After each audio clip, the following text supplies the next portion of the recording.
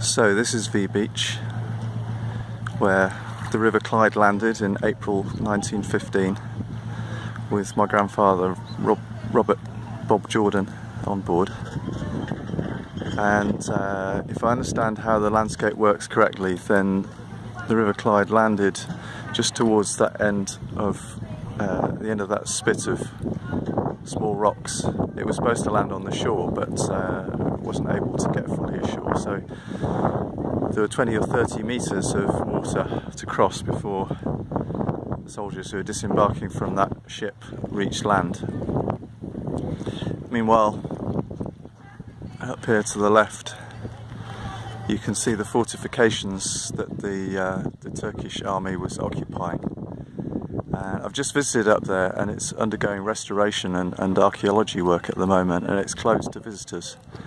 But I made a bit of a fuss and showed a photograph and explained that I'd cycled here from England, and a very kind archaeologist called Matt took me in and showed me around, but didn't allow me to take any photographs. So anyway, something like 1,000 men disembarked from the River Clyde and tried to make their way across this small stretch of water under heavy fire, very heavy fire. And those that survived most likely did so by somehow reaching the small little banks of sand just here that are certainly no more than a metre high, a couple of feet high. But if they could reach that point, then they could take cover behind one of those small banks. And that, I assume, is what Bob Jordan did. I don't think any of us know what the exact circumstances of his survival were. He was a very, very lucky man, however it occurred. And then, of course, there